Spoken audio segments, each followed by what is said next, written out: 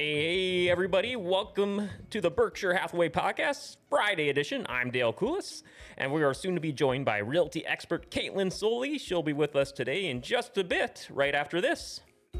Life, with its many stages. From the "my little one has just arrived" stage to the "I have arrived" stage. From the first home you'll ever buy to the one home you'll have forever. No matter where you find yourself in life, your forever agent will be there. Berkshire Hathaway Home Services. For you, for life.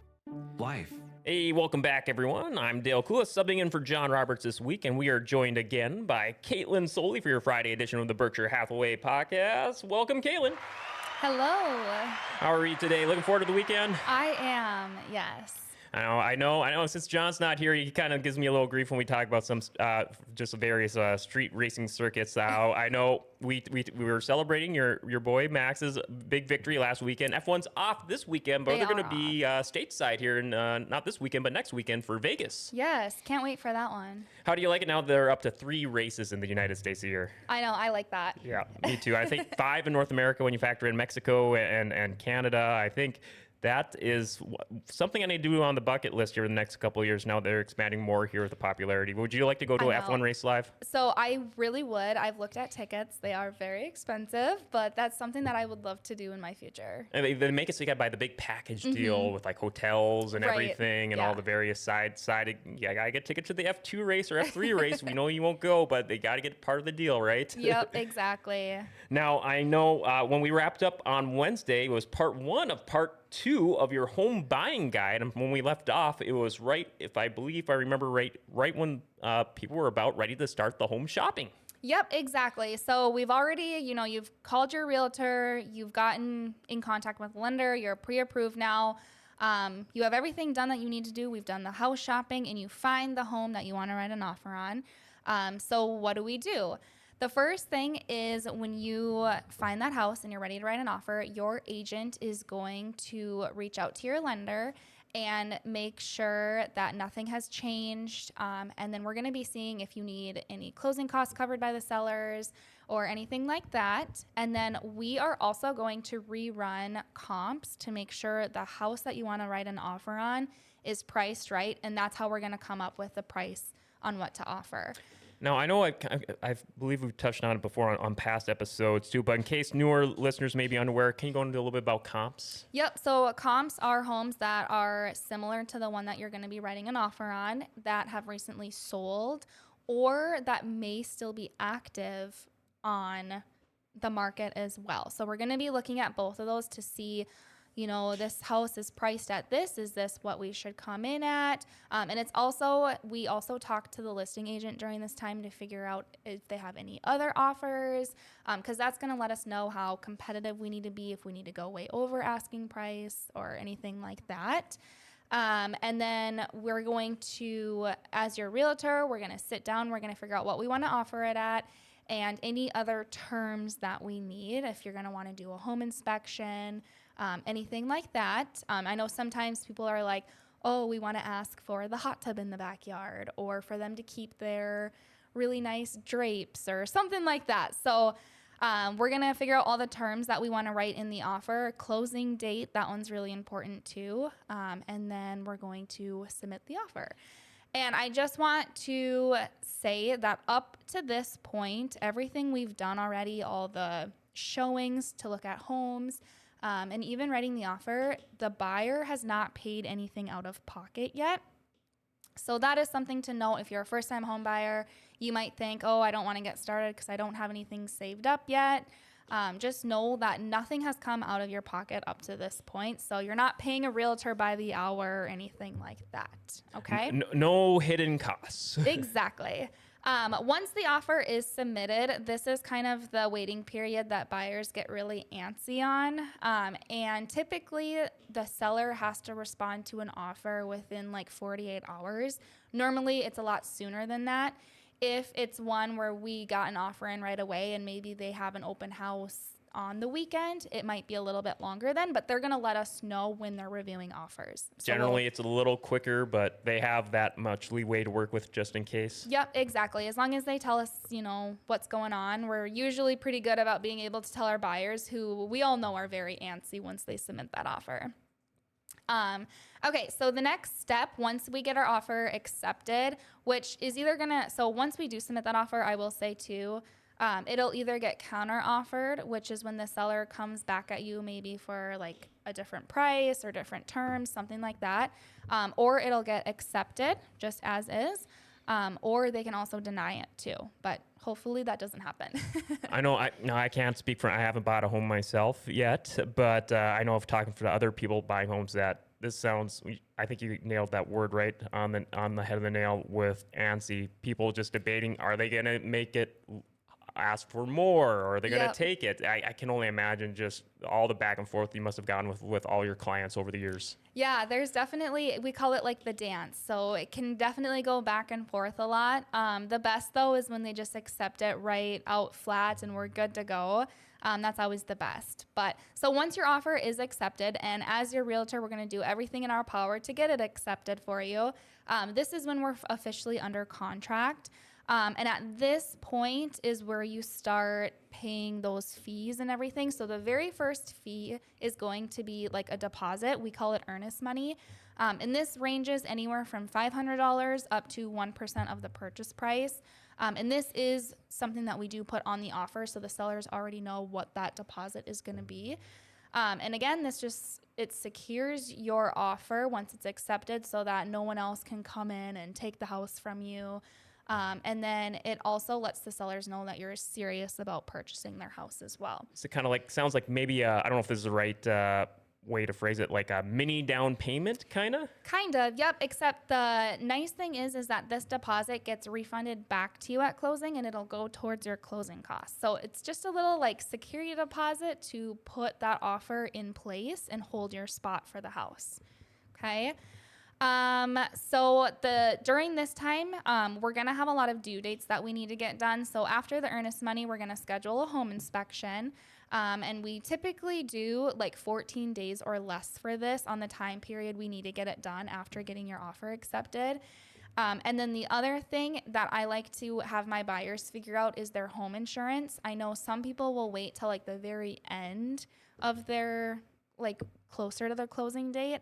I like to have them figured out right away so they know exactly what they're going to be paying, and they're able to budget. Because if you wait till the very end when it gets closer to your closing date and your insurance comes back higher than you thought, I don't like to have any like scary that they didn't know it was going to cost that much and now they want to back out or anything like that. No one doesn't sound like anyone would like any last second surprises. Exactly. Yep, exactly. And then the other thing that's going to get done during this time, once the home inspection gets approved and passed, your lender will schedule the appraisal. And this is just another fee out of the buyer's pocket too, which typically will be about like $800 to $900 in that range. Some lenders are able to work it right into their closing costs though. So but this is just letting us know that the home is at the value that the bank is going to approve it for. So then we can move on and schedule our closing. Closing typically takes anywhere from 30 to 45 days, and that's how we're able to choose that closing date. However, if we get everything done with your lender and everything with like home inspections, everything like that, we can move up that closing date. So Can only imagine it's just getting all the forms and all the proper paperwork processed and waiting all the back and forth to get all the fine dots crossed and dotted and so forth, right? Yep, and I always tell my buyers, as soon as our offer gets accepted, be prepared because that first 10 days is when you're going to need the most. Lenders are going to need all their final documentation stuff from you. And that's when we're going to be hounding you to get everything done on time. But after those 10 days, it's pretty much smooth sailing from there. So, or it should be. That's what we try to make the transaction as smooth as possible for our buyers. With all the years of experience on your guys' end, I'm sure you got your process down to a T. Exactly. Yep. Okay, so once everything is good to go, the next step is to prepare for closing. So during this time, we're just going to make sure that you still have all the money in your account. You didn't go out and buy a new car or spend all your money on anything. The title company and your lender is going to send us a settlement statement. So you'll have the exact amount you need for closing. And then this will either be done by writing like a cashier's check or wiring the money, depending on how much you're purchasing the house for or how much like your closing cost is, that kind of stuff. And then you just need a current ID, just making sure that's not expired because that won't fly. Have you ever yet to run into the unfortunate scenario where that was the one thing that held up something at the last second? No, I haven't run into that yet. I know I've heard of stories of that happening where their ID expired like that week. So just making sure you have your current ID. I'm pretty sure though they're able to use like a passport or something, like a different form Equivalent of or so. Yeah. Yep. So I'm sure, but yeah, just making sure that's current. And then also during this time, you'll just switch over all utilities into your name before moving into that home. Okay, we have a couple steps left. I'm going to go through them really quickly here. So a final walkthrough. I know we've talked about this on the podcast, but we'll schedule that final walkthrough either the day of or the day before to make sure everything in the home that you're going to be purchasing is exactly how we saw it or better condition as when we saw it, making sure appliances are still there or any inspection items that we requested to get repaired are done and complete. I think I was with you on that one. I filled on that episode too. If people want the more thorough process on that, I'm sure they could just do a quick search for Katlyn Soli, the final walkthrough. Yep, exactly. And then closing day comes, you're going to sign a stack of papers. Unless you're a cash offer, you have way less. But if you are going with a lender, you're going to have a stack of papers to sign. You'll get all of your keys to the home, garage remotes, if there's a garage, and all. Once you get all your keys and everything and you've signed everything, you are officially a homeowner and the house is yours. And that's always a really exciting day. I just have to ask, going through so many transactions with us, so many clients, the expression on your client's face when you hand them the keys, you got to feel something tangible in the air there. Yeah, it's very exciting, especially for those first-time home buyers to officially have a place that's theirs, a space of their own. So it's very exciting. The very last step is moving. And so this part, just going to make sure you're changing over your mailing address, all of that stuff. I always say to recode like garage door codes or get new locks on the house, just because you don't know if there's any other spare keys out there somewhere. Just for your safety, it doesn't hurt just to go get different locks. And then we say, tell your friends or anyone else who's thinking about moving, refer your agent you worked with if you really liked working with him or her. And then just don't be a stranger. If there's anything down the road where you need maintenance to your house or anything done, we have a lot of contacts in our back pocket that we can help recommend. So don't be a stranger. Have you ever run issues, or do you just get the impression where maybe first-time home buyers think, oh, you gave us the keys, we probably don't need to talk to each other, but that's awesome that you guys make yourself available. Yeah. It could be like, oh, hey, I have no idea what this switch on my fuse box does, or situations like that. A lot of people think as soon as we hand over the keys, our service is done and they will never talk to us again. But that's where a good agent will follow up consistently and check in, see how everything is going, say happy birthday to you, say, on different life occasions, we're reaching out just to make sure everything is still going good. And if we do see that, they posted that their basement's flooded, we might reach out and say, hey, I know a guy. Do you need some help? So I remember one person I follow on social media, they bought their first home, and he posted not too long after, a day or so after, he put out a tweet saying, hey, and he added a guy he knows big into home improvement. I just bought a home. What do these 4 things do? And there was like an HVAC and a fuse box and things of that nature. Yep, exactly. So yeah, definitely once we close on the house, you're not done.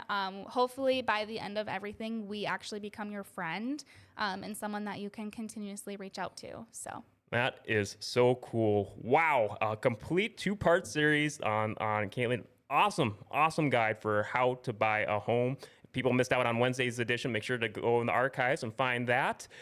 Katlyn, this was awesome. And I know it's a lot of information, so if there's anything that I didn't cover or that someone is still questioning or wants help on, just reach out and I'd love to help you. What's the best way for people to reach out and contact you for how to buy a home or anything else? Yes, my number is 320-267-6692, and you can text or call anytime. All right. Well, that concludes your Friday edition of the Berkshire Hathaway podcast. Many thanks again to Katlyn Soli for her awesome 2-part guide to how to buy a home. Many thanks to producer Paul. We will be back with your next Berkshire Hathaway podcast on Wednesday next week at 10 a.m. Until then, have a great weekend, everyone, and we'll see you next week.